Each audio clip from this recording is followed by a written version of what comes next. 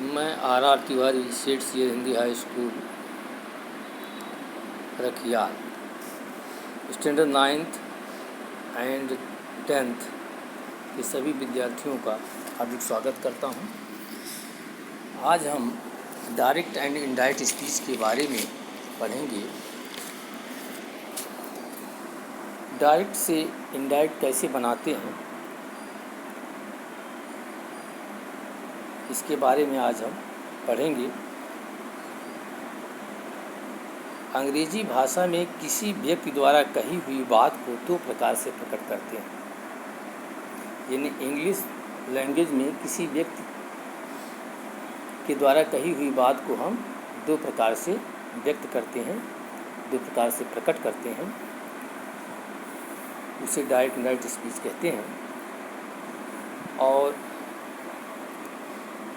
दो प्रकार कौन कौन से हैं? एक डायरेक्ट स्पीच और एक इनडायरेक्ट स्पीच। तो डायरेक्ट स्पीच किसे कहते हैं? वक्ता द्वारा कही गई बात को यदि हम ज्यों का त्यों लिख देते हैं तो उसे डायरेक्ट स्पीच कहते हैं। इसी तरह से इनडायरेक्ट स्पीच में हम वक्ता स्पीकर के कहे हुए शब्दों का भाव प्रकट करते हैं या अपने शब्दों में लिखते हैं तो उसे इनडायरेक्ट स्पीच कहते हैं। या वक्ता द्वारा कही हुई बात को जब हम अपने शब्दों में लिखते हैं, अपने शब्दों में लिखेंगे तो उसे इनडायरेक्ट स्पीच कहते हैं। एग्जाम्पल देखेंगे। इसमें वीडियो में आपके लिखा हुआ है कि राजेश से इन्वर्टेड कॉमा स्टार्ट है, विजय विल बाय ए पेन। ये डायरेक्ट स्पीच का वाक्य है। डायरेक्ट स्पीच हमेशा इन्वर्टेड कॉमा में उसमें होता है, इसे हम डायरेक्ट स्पीच कहेंगे। अगर इसे हम इनडायरेक्ट बनाएंगे तो हो जाएगा ये वाक्य। दूसरा वाक्य क्वेश्चन देखें, second sentence, Rajesh say that Vijay will buy a pen. ये इनडायरेक्ट है। डायरेक्ट से इनडायरेक्ट बनाते समय बहुत सारी बातों को ध्यान में रखना होता है, बहुत सारे नियम हैं। तो सबसे पहले देखा कि इसमें कंजक्शन दैट इन्वर्टेड कॉमा हटाया गया है, कंजक्शन दैट आया है। अभी इतने देखिए कि अगर रिपोर्टेड स्पीच यानी जो वक्ता द्वारा कहा गया शब्द अगर रिपोर्टिंग वर्ब प्रेजेंट टेंस में हो या फ्यूचर टेंस में हो तो रिपोर्टेड स्पीच के टेंस में कोई परिवर्तन होता नहीं है। और रिपोर्टेड स्पीच अगर पॉजिटिव सेंटेंस या नेगेटिव सेंटेंस है तो वहाँ पर इन्वर्टेड कॉमा हटा करके केवल कंजक्शन दैट का उपयोग किया जाता है। अभी इस विस्तार से इसके बारे में और आगे बताया जाएगा। तो स्पीकर के कथन को जिस वर्ब से शुरू किया जाए उसे रिपोर्टिंग वर्ब कहते हैं। जैसे यहाँ पर देखा वर्ब क्या है? सेज है। वही कहा गया है कि स्पीकर के कथन को जिस वर्ब से शुरू किया जाए उसे रिपोर्टिंग वर्ब कहते हैं। एग्जाम्पल देखेंगे। Direct, Mukesh says to Meena,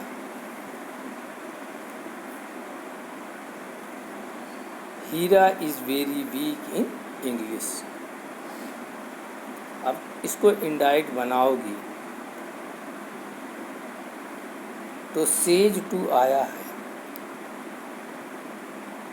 चाहे से हो या सेज हो तो उसको टेल या टेल्स में बदल देते हैं। रिपोर्टिंग वर्ब से या सेज को टेल या टेल्स में बदल देते हैं। इसका नियम है, यदि रिपोर्टिंग वर्ब प्रेजेंट टेंस या फ्यूचर टेंस में है तो रिपोर्टेड स्पीच के टेंस में परिवर्तन नहीं होता है। अब यहाँ आप देखेंगे कि मुकेश से टू मीना, ये सिंपल प्रेजेंट टेंस में है। और तब जा करके जब Heera is very weak in English, ये रिपोर्टेड स्पीच है। अब मुकेश इसमें क्या है? मुकेश स्पीकर है। सेज क्या है? ये रिपोर्टिंग वर्ब है। से टू रिपोर्टिंग वर्ब और मीना क्या है? रिपोर्टिंग वर्ब का ऑब्जेक्ट है। और मुकेश के द्वारा जो कहा गया सेंटेंस है, Heera is very weak in English, ये रिपोर्टेड स्पीच है। तो वक्ता द्वारा कहा गया वाक्य यही है जो इन्वर्टेड कॉमा के अंदर बंद है। मुकेश स्पीकर है, इसे रिपोर्टर भी बोलते हैं।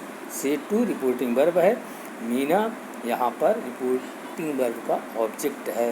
हीरा is very weak in English, ये रिपोर्टेड स्पीच है। मैंने बताया कि रिपोर्टिंग वर्ब प्रेजेंट टेंस या फ्यूचर टेंस में हो तो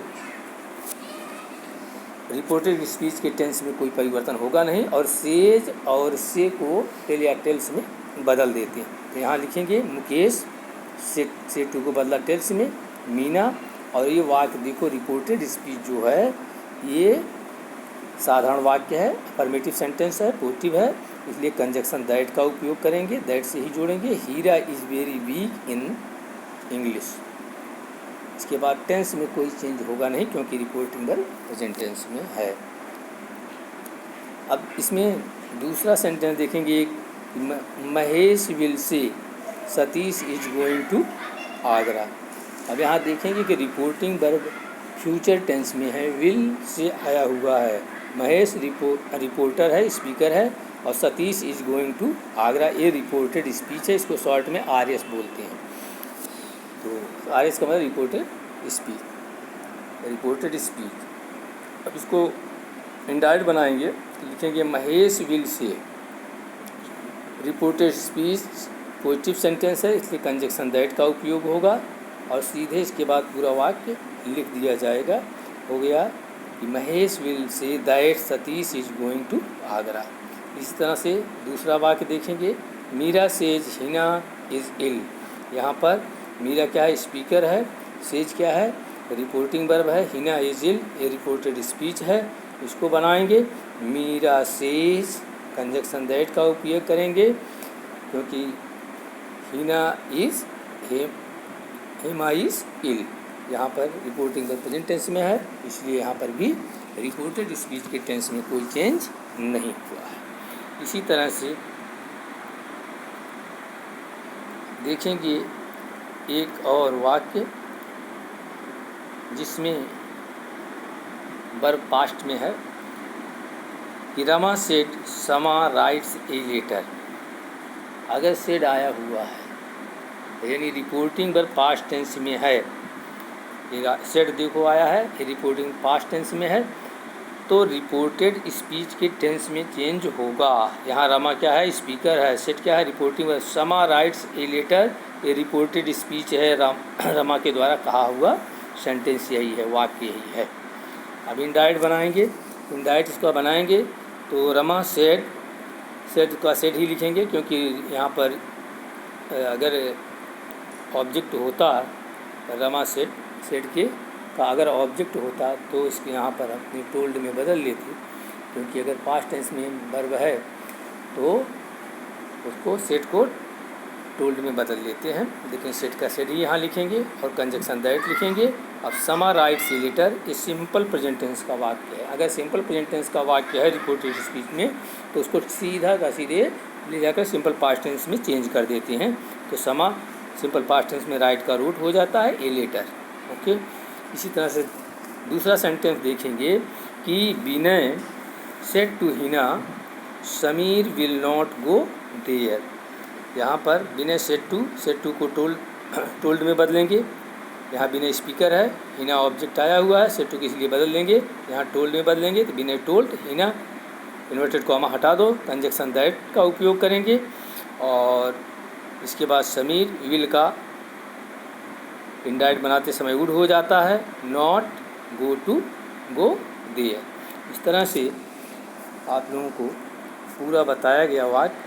तो डायरेक्ट से इनडायरेक्ट बनाते समय सबसे पहले ध्यान देना है कि अगर डायरेक्ट वाला वाक्य है तो इन्वर्टेड कॉमा को हटा करके उसकी जगह पर अगर पॉजिटिव सेंटेंस है आरएस यानी रिपोर्टेड स्पीच, अगर पॉजिटिव अफर्मेटिव या नेगेटिव सेंटेंस है तो क्या करेंगे, इन्वर्टेड कॉमा हटा करके कंजक्शन दैट का ही उपयोग करेंगे। अगर इंट्रोगेटिव सेंटेंस होता है तो वहाँ पर इफ़ या वेदर का उपयोग होता है। इसके बारे में आगे बताया जाएगा। Thank you very much.